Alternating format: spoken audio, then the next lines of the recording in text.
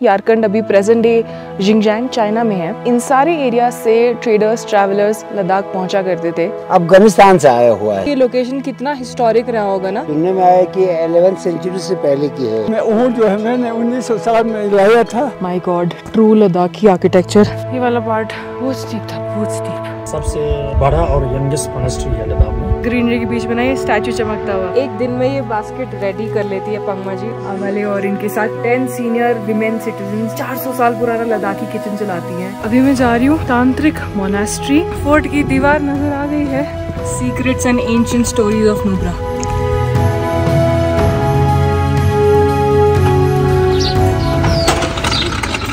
ये माने जो है ना, ये हवा के जरिए घूमने वाला माने यही है। हाँ। क्योंकि इनका जो नीचे जो ये बना हुआ है ना जी, हाँ। इनमें हवा का स्पीड इसमें जाता है। हाँ। तो ये हवा के जरिए घूमता है और ये हल्के छोटे छोटे। हाँ, इसीलिए ये बिल्कुल हल्का बना हुआ है। ये चारों तरफ है जी। अभी थोड़ा मेंटेनेंस चल रहा है ना जी, 250 साल पुराना जी जी। ये जो माने जो है पहले पानी के जरिए घूमता था, उसके बाद नेक्स्ट इसके जो बाहर जो चारों तरफ है हाथ के जरिए घुमा जाता है। उसके ऊपर जो माने है हवा की ओर से घूमता है। उसके ऊपर जो लास्ट में जो ऊपर में वो हमारे पुराने जमाने में जब यहाँ से नीचे से आग वगैरह चलाते हैं ना, धुआं के जरिए घूमते बोलते हैं। इसीलिए यहाँ पे 3-4 किस्म का माने तो वो 4 एलिमेंट्स होते हैं, अर्थ, फायर, वाटर, हाँ, जी और एयर। इसको थंगथोंग ग्यापो के नाम से जानते हैं। ये हमारे यहाँ पे जो पानी वगैरह बाढ़ वगैरह आ जाता है ना, पुराने जमाने में यहाँ पे चो बुंगस्कंग चंद नाम का तेम्बला मोनेस्ट्री पे रहता था। उसको यहाँ पे पैदा होने से पहले उसको ये डर था कि दुनिया में आके वो मुझे कहीं मार ना दे। इनको जो है ना माँ के पेट में 80 साल बैठा बोल। तो इसीलिए जब इसका जन्म हुआ था उस वक्त ये बूढ़ा होकर ही जन्म हुआ। ये अवलो की शुरा यानी भगवान चंडाजी। तो इसी तरह संगेस स्तोनबा थंगथोंग ग्यापो सबसे इम्पोर्टेंट भगवान हमारा यही मानते हैं। ये अभी जनवरी के महीने में हमारे यहाँ पे 16 दिन का जब पूजा होता है, उसके लास्ट दिन में चुबजी चौहा के दिन में ही इनका आगे वाला पर्दा खोला जाता है। बाकी दिन इनको खोलने का परमिशन नहीं होता है। कौन से महीने में बोला आपने खोलने? ये जनवरी में जो हमारे पूजा होता है 16 दिन का तंगपो। ओके, तंगपो। हाँ, तंगपो में ही इनका पर्दा हटाया जाता है। तो मैं आज आ गई हूँ एंसा मोनेस्ट्री। ये है पनामिक विलेज से थोड़ा सा आगे जाके। There comes a bridge which I had to cross and now everyone along with me from the village is here for the festival. नीचे मैंने बोर्ड पे पढ़ा था एंसा का मतलब होता है in isolation. It actually looks like कि आइसोलेशन में ही बनाई हुई है। लोग यहाँ पे आए आइसोलेशन में मेडिटेट करे बढ़िया से। लेकिन आज आइसोलेशन किसी को नहीं मिलेगा क्योंकि आज है festival. Part about traditions and festivals and religion in India is that कि आप कहीं भी जा रहे हो आप अपने तरीके से प्रे कर सकते हो। तो मुझे जिस तरह से आता है मैं उस तरह से हर मोनेस्ट्री में प्रे करती हूँ। शेराब जांगपो द्वारा 1430 में monastery as a meditation retreat शुरू हुई थी। यहाँ पे एक बहुत ही जाने माने मंक का फुटप्रिंट भी देखने मिलेगा। यहाँ पे सब ऊपर ऐसे लोकल्स मैंने देखा चढ़ रहे हैं, तो मैंने सोचा मैं भी चढ़ जाती हूँ। और ऊपर चढ़ते चढ़ते मैं देखा पूरा लैंडस्केप पे सारे छोटे छोटे छतन बने हुए हैं, जैसे पूरे लद्दाख में दिखेंगे हर जगह। बट यहाँ के बहुत ही पुराने लग रहे हैं क्योंकि आई थिंक किसी ने उनको रिटच नहीं करा। यहाँ से पनामिक का व्यू दिख रहा है मुझे। नीचे नुब्रा रिवर है जो सियाचिन ग्लेशियर से आ रही है। It's a beautiful day with good weather and a festive one to.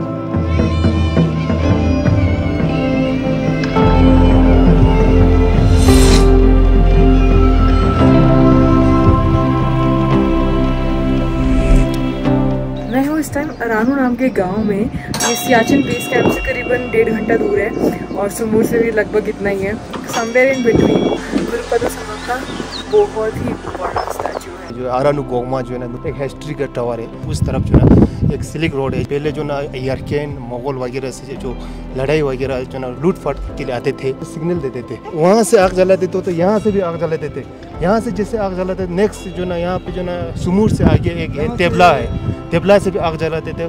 तो पूरा गांव वाला अलर्ट हो जाता था क्योंकि यहाँ से जो ना लूटपाट आ रहा है बोल के सिग्नल जाता था। तो गांव वाला या तो छुप जाते थे या तो अपने लड़ाई के लिए तैयार हो जाता था। तो पहले के ज़माने में जब मोबाइल फ़ोन नहीं होते थे तो ऐसे यूनिक तरीक़ों से कम्युनिकेट किया जाता था, स्पेशली ऐसे बड़े बड़े पहाड़ों पे जहाँ पे 5-6 किलोमीटर की डिस्टेंस है एक दूसरे के बीच में, शायद उससे भी ज़्यादा। तो मैं ये विशिंग पॉन्ड का ट्रैक शुरू करने वाली हूँ and this is between 2 huge pieces of mountain. So that's why it's hidden किसी को नजर नहीं आती, छुपी हुई है एकदम, सब दलदल है, वो पूरा क्रॉस करा है, रास्ता ढूंढना पड़ेगा। ये लोग तो नंगे पैर आ रहे हैं, अपन कैसे जाए? जूते उतर गए हैं, सो ये वाला ट्रेल फॉलो करके लेक। ये पहाड़ियों के फेफड़े अलग मिट्टी के बने होते हैं। ये लोग अभी स्टूडेंट्स मेरे साथ ही थे, फट से ऊपर पहुंच गए। So after 10-15 minutes of पहाड़ चढ़ना एंड पहाड़ उतरना, here is the wishing pond. Local term में लफानसो लेक भी बोला जाता है। लफान and so, TSO means lake.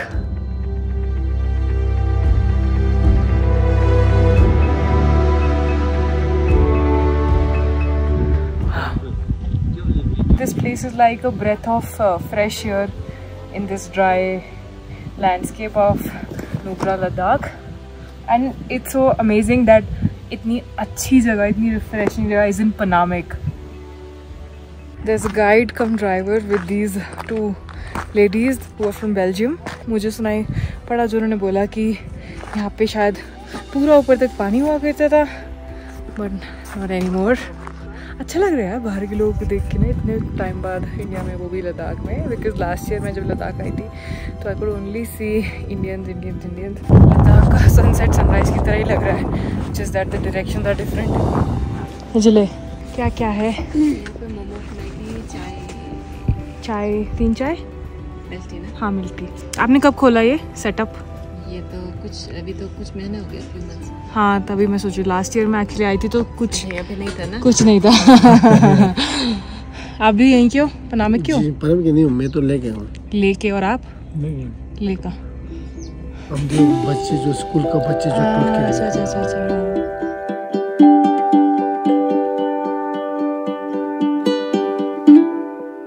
तो खुद को भीषण गर्मी से बचा।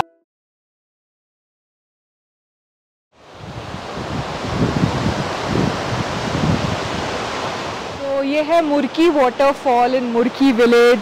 वेरी ह्यूज एंड फ्लो बहुत ही खतरनाक है इस टाइम।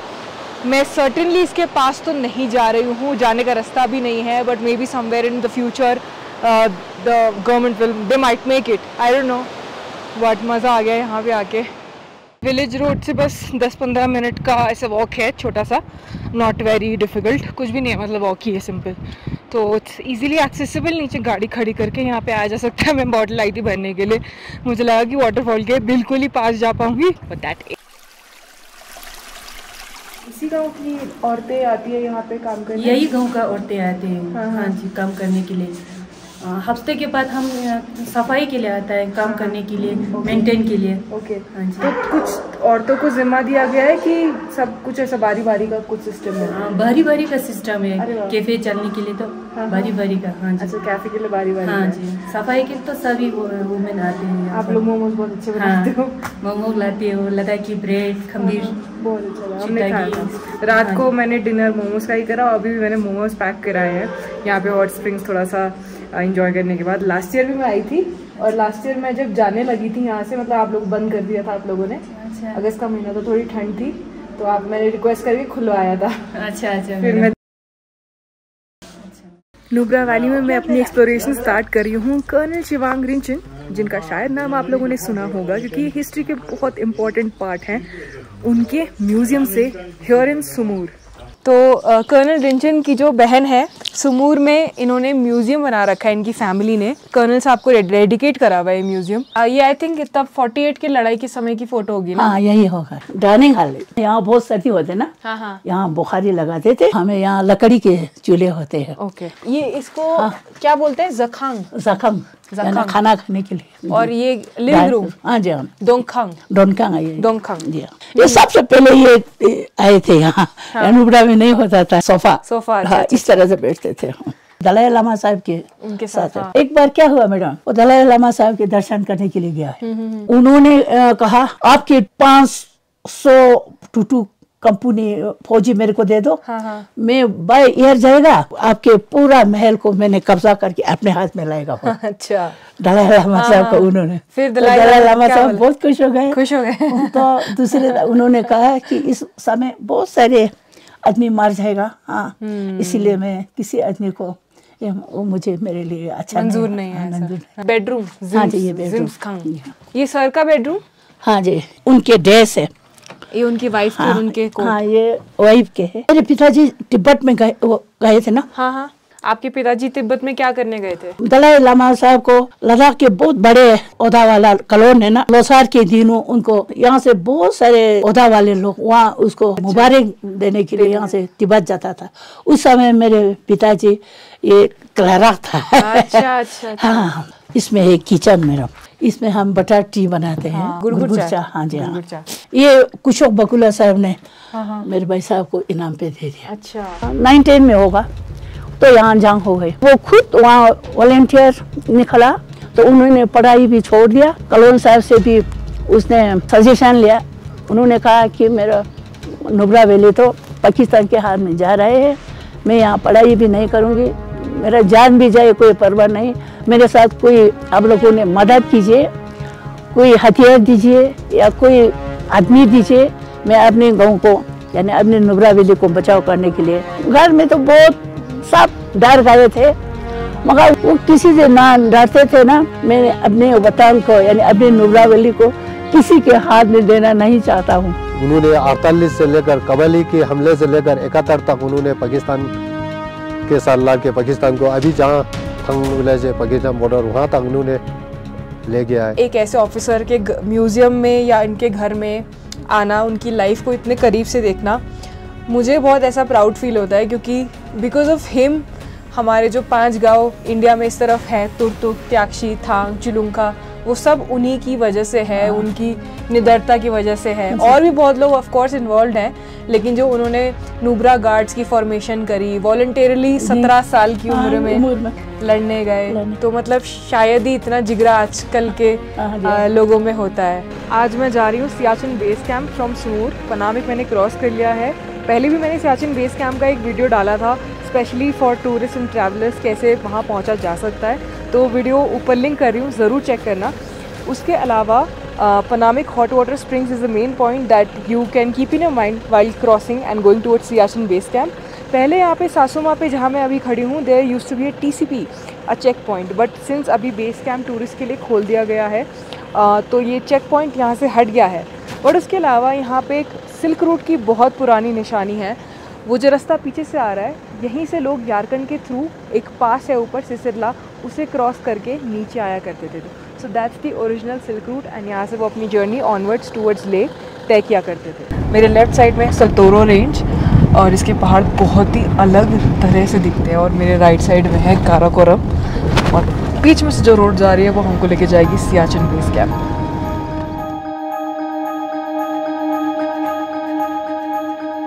बेस कैंप पे पहुंचने से पहले यहाँ पे एक पॉइंट आइडेंटिफाई करा गया है जो कि अनदर नेक्स्ट क्लाइंबिंग रेंज होगा यहाँ पे नुब्रा में। सो यहीं कहीं कोई तो बोल्डरिंग के लिए एक वॉल आइडेंटिफाई करी गई है। वाशी है यहाँ का लास्ट गांव before Siachen base camp comes.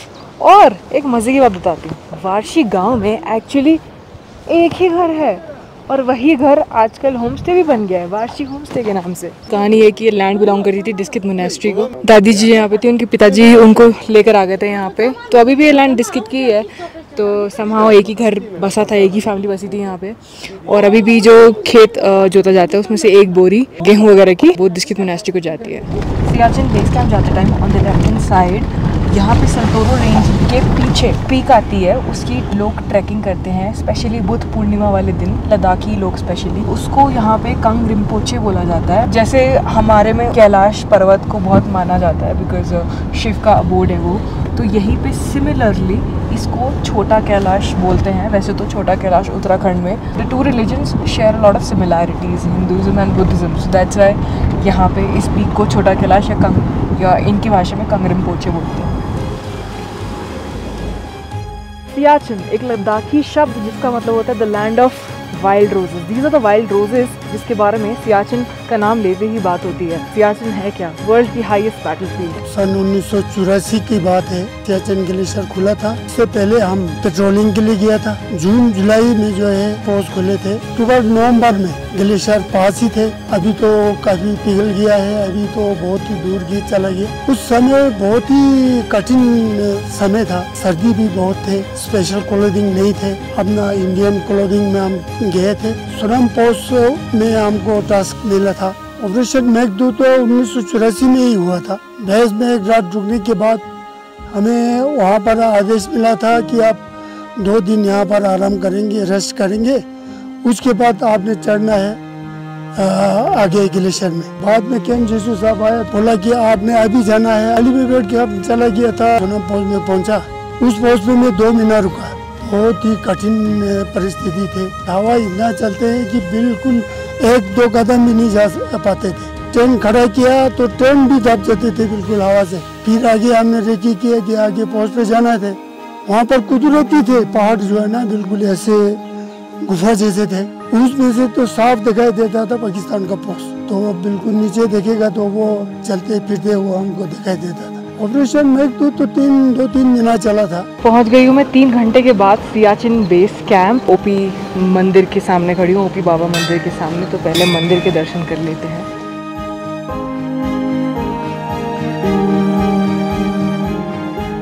Siachen की लड़ाई इंडिया और पाकिस्तान की हुई थी। जब LOC बनी थी उसके बाद पाकिस्तान ने क्या करा था, ऑपरेशन स्टार्ट करवा दिए थे सियाचिन ग्लेशियर पर।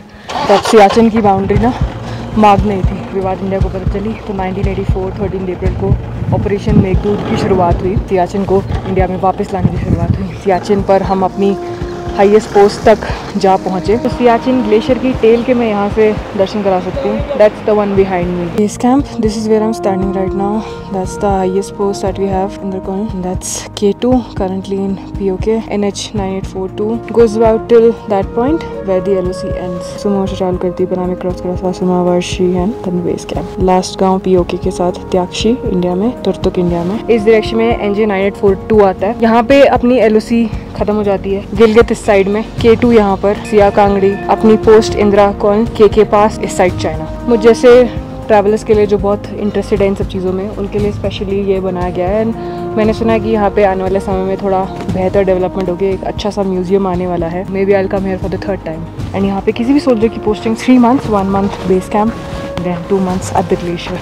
अदरवाइज इससे ज़्यादा प्रॉब्लम हो जाती है हेल्थ को ना। Imagine the impact of 2 months on their bodies. Nubra valley में से उनके साथ वॉलंटियर हुआ जो गाँव वाले, यहाँ से नुब्रा घाट करके 4 कंपनियाँ वॉलंटियर फौज के मदद के लिए। उसमें से भी सुमूर गाँव में भी से भी बहुत सारे लोग हैं जो भी उनका उम्र 92, 93 ऐसे चल रहा है। ऐसे लोग हैं जो लड़ रहे हैं। नुब्रा की जितने भी मर्द हो या औरतें सभी बहुत होशियार और लीडर है। उस जमाने में इतना राशन पानी भी नहीं होता।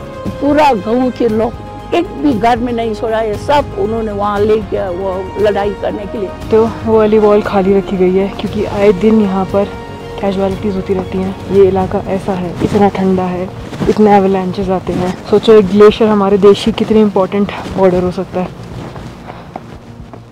आई होप ये वीडियो पसंद आया हो। आई होप नुब्रा वैली के बारे में थोड़ी अवेयरनेस और बढ़ गई हो। नुब्रा का एरिया एक बॉर्डर इलाका है, सो आई होप यहाँ से ये वीडियो पसंद आया हो। मैं मिलूंगी अगली डेस्टिनेशन पर। This is signing off, bye.